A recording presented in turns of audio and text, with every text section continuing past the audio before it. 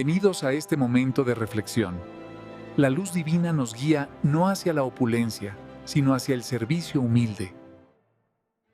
En nuestro mundo moderno, donde tantas veces el trabajo se vuelve una carga, una prisa o un simple medio para sobrevivir, es fácil olvidar que nuestras manos fueron creadas para algo más que producir. Fueron creadas para construir, embellecer, servir y sanar.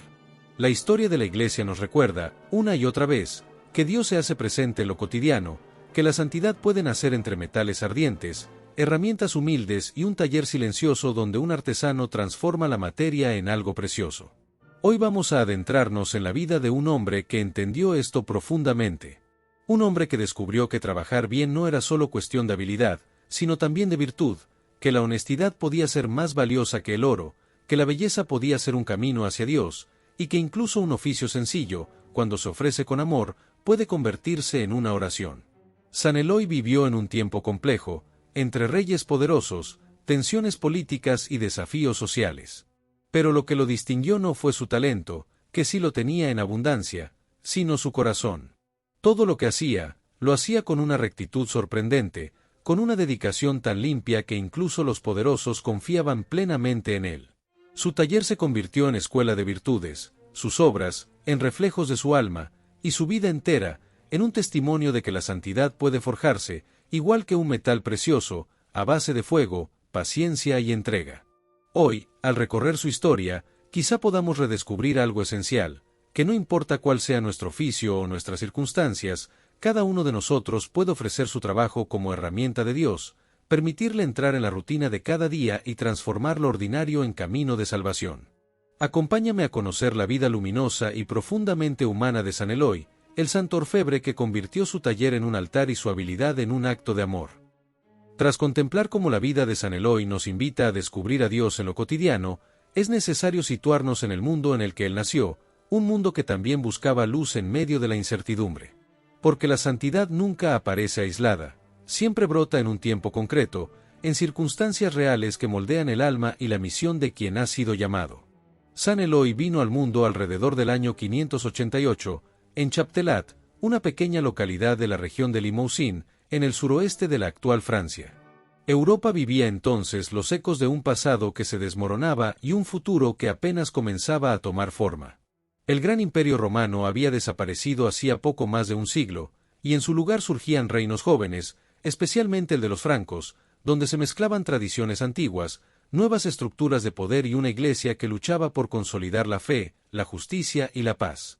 Era una época marcada por tensiones, guerras entre dinastías, invasiones, inestabilidad política y desigualdad social. La vida era dura para la mayoría. Campesinos, artesanos y obreros dependían del trabajo de sus manos para sobrevivir cada día. En ese ambiente nació Eloy, hijo de una familia humilde, trabajadora y profundamente honesta. Su padre, probablemente un artesano o pequeño campesino, supo identificar en su hijo algo que iba más allá de la habilidad manual, vio nobleza, rectitud y una extraña mezcla de sensibilidad y fortaleza. Desde su infancia, Eloy creció rodeado de herramientas, materiales y oficios. Veía cómo su familia convertía lo escaso en suficiente, cómo la dedicación y el esfuerzo eran la única manera de salir adelante. Allí, en ese ambiente sencillo, aprendió que el valor del trabajo no estaba solo en el resultado, sino también en el espíritu con que se realizaba. Mientras el reino franco intentaba consolidarse, la Iglesia necesitaba hombres íntegros capaces de servir tanto a Dios como a la sociedad. Y fue justamente en ese cruce, entre un mundo que se reconstruía y un joven que comenzaba a descubrir sus talentos, donde la historia de San Eloy empezó a tomar forma. La forja, el metal ardiente, las manos que modelan y transforman, todo aquello se convertiría, años más tarde, en el lenguaje espiritual a través del cual Dios le hablaría. Así, en medio de un siglo turbulento, nació un joven destinado a demostrar que, aun en tiempos difíciles, la honestidad, la labor bien hecha y la fe pueden levantar un mundo entero. Francia en reconstrucción, donde cada familia, cada taller y cada pequeño poblado era un espacio donde la esperanza luchaba por abrirse paso. En ese ambiente, el joven Eloy comenzó a manifestar los rasgos que lo convertirían en uno de los hombres más admirados de su tiempo. Porque si su nacimiento ocurrió en medio de un mundo incierto, su infancia estuvo marcada por algo mucho más profundo, un orden interior, una claridad moral poco común y una sorprendente madurez espiritual que brotaba de gestos muy simples. Desde pequeño, Eloy mostraba una sensibilidad especial hacia todo lo que implicara responsabilidad. Mientras otros niños se distraían, él observaba a los adultos trabajar, preguntaba por qué cada herramienta tenía una forma específica, por qué el esfuerzo y la exactitud parecían tan importantes en la vida cotidiana. No lo hacía con curiosidad superficial, sino con una serenidad que hacía pensar que estaba tratando de comprender no solo el cómo, sino también el para qué. Su familia pronto notó que Eloy tenía una inclinación natural a la honestidad. Era incapaz de mentir, incluso en cosas pequeñas, incapaz de quedarse con algo que no le pertenecía, incapaz de hacer un trabajo a medias. Si se le pedía ordenar herramientas, las dejaba alineadas con una precisión que sorprendía a los mayores. Si debía ayudar en el campo, trabajaba con un esmero que parecía desproporcionado para su edad. Y si cometía algún error, lo reconocía de inmediato, sin excusas, con una transparencia que conmovía. Pero había algo más profundo aún. Eloy tenía una visión del trabajo que no era común en un niño. Para él, cada tarea, por pequeña que fuese, tenía dignidad. No buscaba reconocimiento, ni recompensa, ni elogios. Simplemente tenía un sentido interior de que el esfuerzo debía ser limpio, que la labor debía ofrecerse con respeto, casi con un toque de reverencia. Era como si su alma ya presintiera, de algún modo, que el trabajo podía convertirse en un camino hacia Dios. Esa actitud llamó la atención de su padre, quien, reconociendo en él un talento que merecía desarrollarse, decidió enviarlo como aprendiz a Limoges, una ciudad célebre por su tradición en el arte del metal. Allí, entre el fuego de los hornos, el brillo del oro y el resonar del martillo sobre el yunque, Eloy encontró su primer gran escenario de crecimiento humano y espiritual. Para un niño rural, entrar a un taller de orfebrería era como descubrir un mundo nuevo, materiales preciosos, técnicas cuidadosas, encargos delicados, objetos destinados a la nobleza o a la liturgia de la iglesia. Eloy no tardó en destacar. Aprendía rápido, absorbía cada explicación con humildad y trabajaba con una precisión que no se correspondía con su edad. Pero lo que más impresionaba no era su habilidad, sino su honestidad radical. Mientras algunos aprendices robaban pequeños fragmentos de metal o hacían trampas para terminar ante sus tareas, Eloy se negaba incluso a tocar un residuo que no le perteneciera. Nunca hacía menos de lo que se esperaba, más bien hacía más. Nunca mentía sobre el tiempo dedicado, más bien se quedaba horas extras perfeccionando detalles sin que nadie se lo pidiera. Con el paso de los años, su reputación comenzó a correr entre los artesanos de la región. Decían que Eloy no era solo hábil, sino incorruptible, que tenía manos de artista y corazón de justo, que Dios le había dado un don para transformar el metal, pero sobre todo un don para transformar su propio carácter en un ejemplo vivo. Y fue así, sin milagros visibles y sin acontecimientos extraordinarios, que Dios empezó a forjar en silencio al santo que un día cambiaría la vida de reyes, pobres, artesanos y obispos. La historia de San Eloy continúa su avance como el trabajo de un orfebre experto, capa sobre capa, golpe tras golpe, hasta que la vocación empieza a tomar forma. En la parte anterior dejamos a Eloy en el taller de Limoges, destacando por su integridad y su extraordinario talento. Pero Dios no se conformaba con moldear un buen artesano. Quería forjar un santo. Y la gran obra que estaba preparando, su alma, necesitaba ahora fuego más intenso. Cuando Eloy alcanzó la adolescencia tardía y entró en la juventud adulta, su fama ya había empezado a expandirse por Limoges. Su maestro Abón había descubierto en él a un trabajador sin doblez, alguien que veía en el metal no solo materia prima, sino un símbolo de algo más profundo, la posibilidad de transformar, de purificar, de embellecer. Y era justamente esa mirada interior la que llamaba la atención de todos. Porque mientras otros jóvenes buscaban ascender, impresionar o enriquecerse, Eloy parecía movido por un impulso distinto, servir con pureza de corazón. Pero el gran giro de su vida estaba por llegar. Un día, Abón recibió un encargo que muchos artesanos habían rehusado o temido aceptar. El rey Clotario II necesitaba un trono de oro, digno de su posición y símbolo de su autoridad real. Era un proyecto delicadísimo, no solo por el nivel artístico requerido, sino porque la corte vigilaba con extrema rigidez la entrega del metal precioso. Nadie confiaba plenamente en los orfebres, y cualquier falta de transparencia podía costar la vida. Abón sabía que ninguno de sus oficiales estaba preparado para semejante responsabilidad. Salvo uno, aquel joven de mirada clara y manos firmes llamado Eloi. Y así, lo recomendó al rey. Eloi recibió la encomienda con humildad, consciente del riesgo, pero también confiado en que debía actuar con la misma rectitud que había guiado toda su vida. Se encerró en su taller, trabajó sin descanso, oró mientras golpeaba el metal, reflexionó mientras afinaba detalles. La obra avanzó lentamente, con precisión asombrosa. Y entonces ocurrió el hecho que cambiaría para siempre su destino. Cuando terminó el trono, Eloi notó algo inesperado. El oro que había recibido era suficiente no solo para el trono real, sino para un segundo trono completo. No porque hubiera usado menos material del necesario, sino porque había trabajado con tal exactitud y desapego que no desperdició ni un gramo. Muchos, en su lugar, habrían devuelto el sobrante o habrían guardado parte del oro para sí. Pero Eloi, fiel a su conciencia, decidió utilizarlo para fabricar un segundo trono, idéntico al primero. Cuando los mensajeros del rey vieron la obra, quedaron atónitos. Y el rey, aún más. En un tiempo donde la corrupción era casi esperada, la honestidad radical de Eloi brilló como un milagro moral. Clotario II entendió inmediatamente que estaba ante un hombre excepcional. No solo un artesano, sino un alma hecha de verdad. Desde ese día, lo nombró orfebre real, tesorero y consejero de confianza. Pero aquí comienza lo más profundo de esta parte de su historia. La verdadera conversión de Eloi no fue ascender ante los poderosos, sino mirar su vida desde una nueva perspectiva. En el palacio descubrió la fragilidad humana detrás del lujo, vio esclavos injustamente tratados, pobres que acudían buscando auxilio, enfermos sin quien los amparara.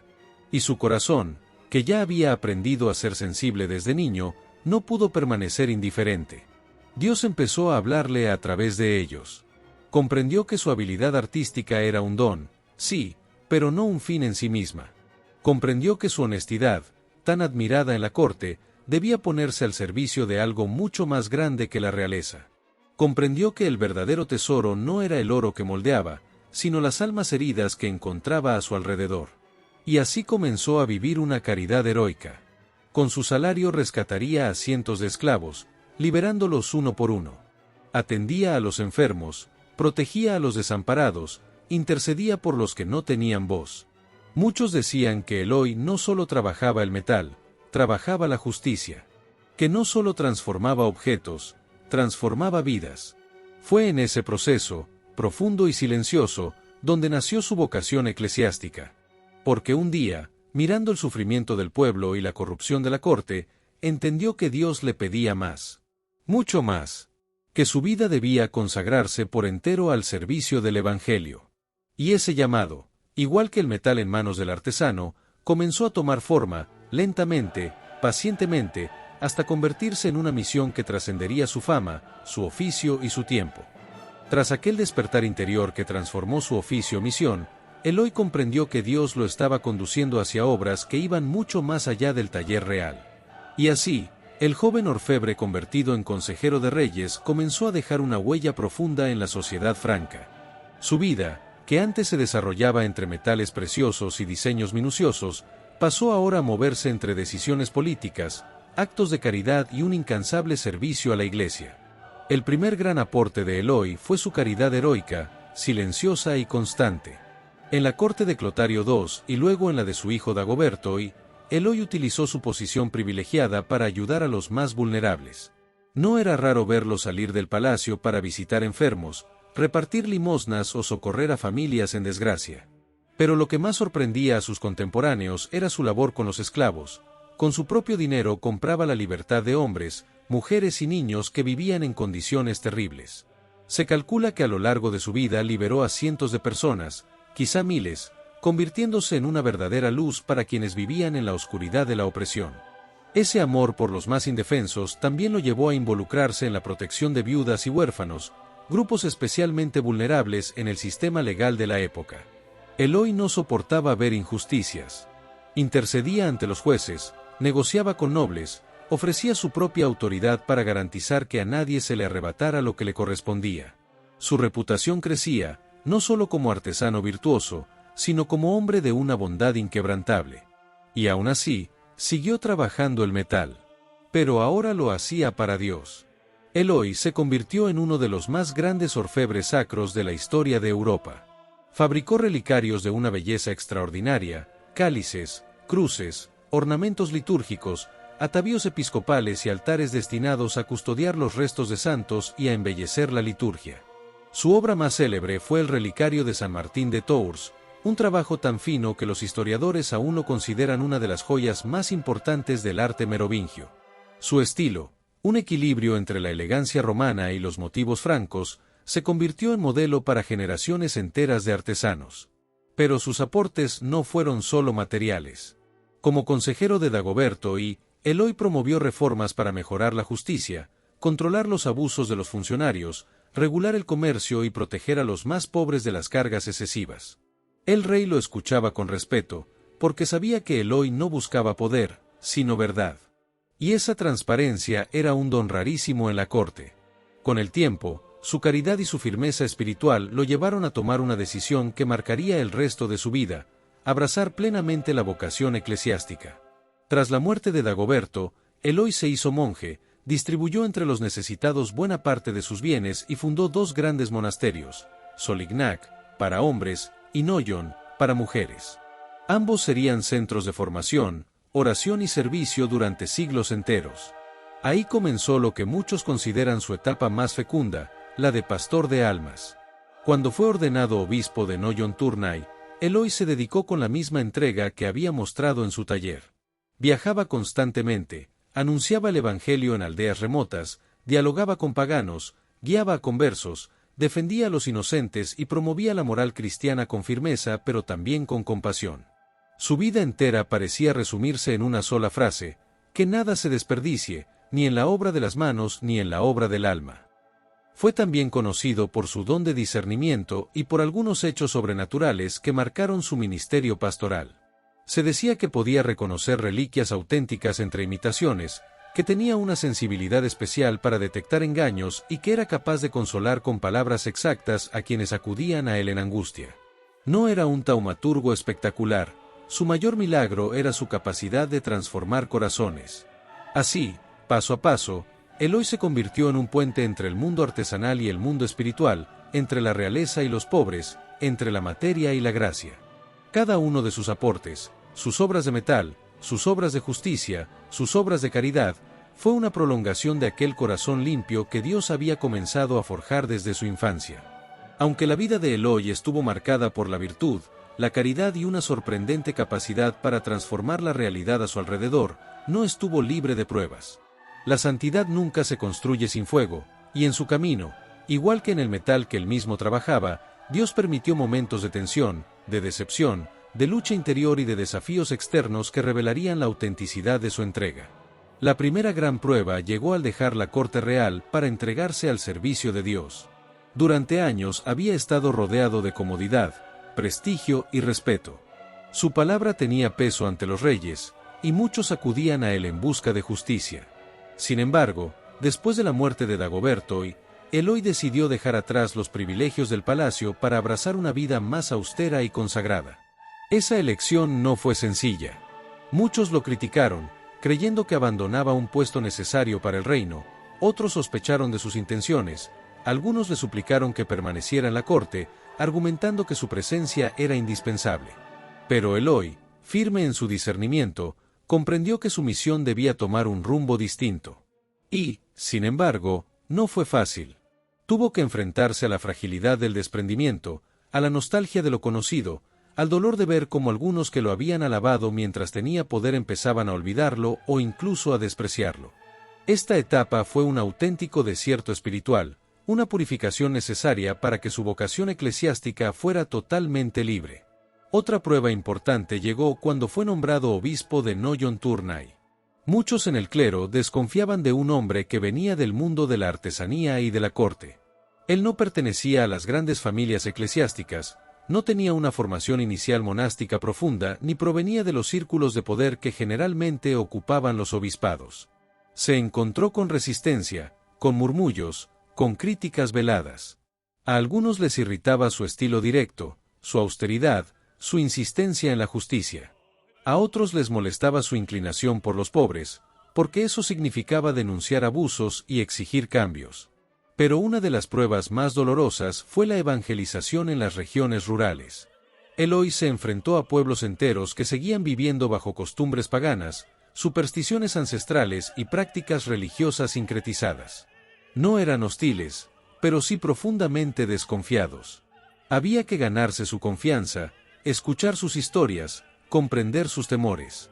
Y Eloy, con paciencia inagotable, se internaba en bosques, aldeas y caminos largos para predicar, corregir, instruir y consolar. Ese trabajo era extenuante. Muchas veces lo hacía en soledad, sin el apoyo que necesitaba, sin recursos suficientes y enfrentando la resistencia de quienes preferían el viejo orden antes que el mensaje del Evangelio. Había días en los que parecía que su labor no daba frutos, y su corazón sufría ante la lentitud con la que las almas se abrían a la fe. La humildad, aquella virtud que lo había acompañado desde niño, se volvió clave en este periodo. Eloy debía recordar constantemente que el éxito no dependía de él, sino de Dios. Que su misión no era cosechar, sino sembrar. También debió enfrentar tentaciones más íntimas, el agotamiento, la duda, el sentimiento de insuficiencia. Era un hombre brillante, pero no infalible. Y en ocasiones su sensibilidad, esa misma que lo hacía tan compasivo, lo hacía cargar más peso del que podía soportar. Había noches en las que lloraba por los pobres que no podía ayudar, por los esclavos a los que no podía liberar, por las injusticias que, pese a todos sus esfuerzos, seguían presentes. Sin embargo, cada prueba fue, como el fuego sobre el metal, una purificación. En la fragilidad se fortaleció su espíritu, en la incomprensión creció su paciencia, en la resistencia se consolidó su caridad pastoral. Estas crisis no lo quebraron, lo terminaron de forjar. Y así, el hombre que había comenzado como un artesano humilde se convirtió en un pastor incansable, consciente de que el sufrimiento no era un obstáculo, sino un camino por el que Dios lo hacía más semejante a Cristo, el verdadero pastor que también fue rechazado, incomprendido y despreciado. Al llegar a los últimos años de su vida, Eloy seguía siendo el mismo hombre incansable que había trabajado el metal en Limoges, asesorado a reyes y recorrido aldeas enteras predicando el Evangelio. Pero ahora su rostro mostraba las huellas de las largas jornadas, de las preocupaciones pastorales, de las lágrimas compartidas con los pobres y del peso de las almas que Dios le había confiado. Aún así, su espíritu permanecía intacto, firme, sencillo, luminoso. Como obispo de Noyon-Tournai, continuó su misión sin descanso. No tenía miras de grandeza ni deseos de reconocimiento. Lo movía únicamente el amor a Dios y amor al prójimo. Su casa episcopal siempre estaba abierta, las puertas no se cerraban ni de día ni de noche. Cualquiera que buscara consuelo, consejo o protección sabía que podía acudir a Eloy, y que él nunca los rechazaría. Su bondad se volvió legendaria, y su figura comenzó a ser vista no como la de un funcionario eclesiástico, sino como la de un verdadero padre. Pero el cuerpo, fiel pero frágil, empezó a desgastarse.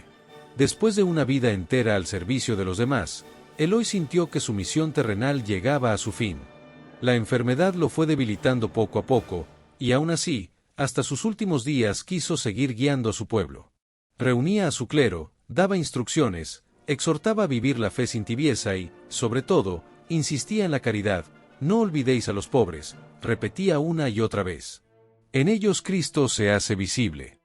Finalmente, el 1 de diciembre del año 660, rodeado de sus hermanos sacerdotes y de algunos de los fieles que lo habían acompañado durante años, Eloy entregó su alma a Dios.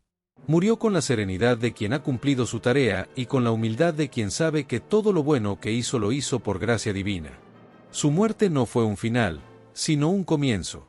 La noticia se difundió rápidamente, y multitudes acudieron a venerarlo.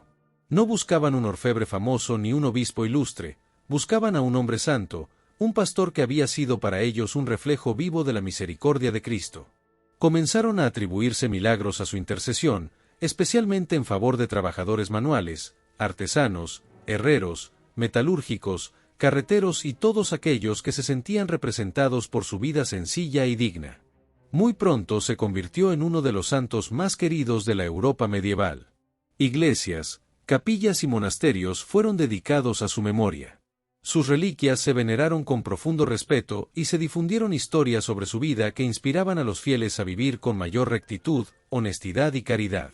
Su ejemplo no solo motivaba a los artesanos, sino también a quienes ejercían cargos públicos, recordándoles que el poder se debe ejercer con justicia y al servicio de los más débiles. El legado espiritual de San Eloy puede resumirse en 3 pilares. El valor sagrado del trabajo honesto. Para Eloy, trabajar bien era una forma de glorificar a Dios. Enseñó que el oficio, por humilde que sea, puede convertirse en camino de santificación cuando se ejerce con amor, paciencia y rectitud. La caridad como sello distintivo del cristiano. Su amor por los pobres y los esclavos fue una de las notas más luminosas de su vida. Su legado nos recuerda que la fe no puede separarse de la justicia ni de la misericordia. La transparencia como camino hacia la santidad. Su vida entera fue un testimonio de integridad, desde el taller hasta el palacio y luego hasta la sede episcopal. Su ejemplo sigue siendo una llamada a vivir sin doblez, sin engaños, sin máscaras.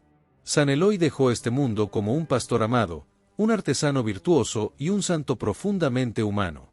Su historia continúa siendo un faro para todos aquellos que desean encontrar a Dios en lo cotidiano, en el trabajo diario y en el servicio desinteresado a los demás. Al llegar al final de esta historia, uno no puede evitar preguntarse, ¿qué hizo que la vida de San Eloy fuera tan extraordinaria? No fueron visiones, ni grandes discursos, ni gestos espectaculares. Fue algo mucho más silencioso, más cotidiano, más cercano a cada uno de nosotros.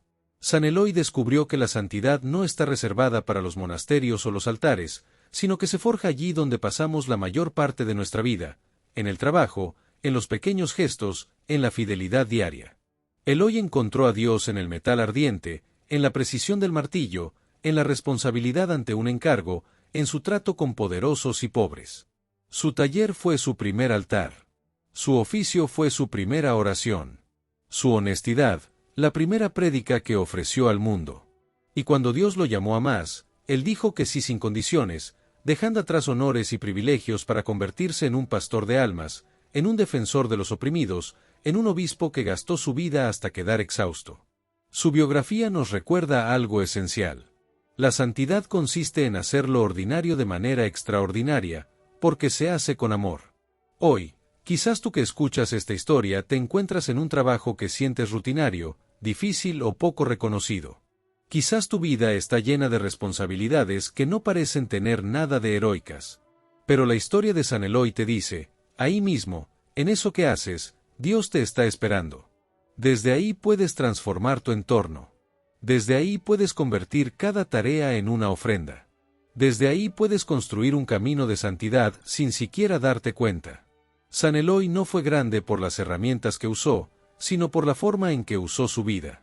Que su ejemplo nos inspire a vivir con integridad, a trabajar con excelencia, a actuar con rectitud incluso cuando nadie nos ve, y a descubrir que el amor concreto, el que libera, acompaña, cuida y transforma, es el verdadero tesoro que Dios pone en nuestras manos. Y que, como Él, podamos convertir el lugar donde trabajamos, vivimos y servimos en un pequeño taller donde Dios sigue forjando almas. Si esta historia tocó tu corazón y te recordó que Dios también obra en lo cotidiano, te invito a que apoyes este proyecto.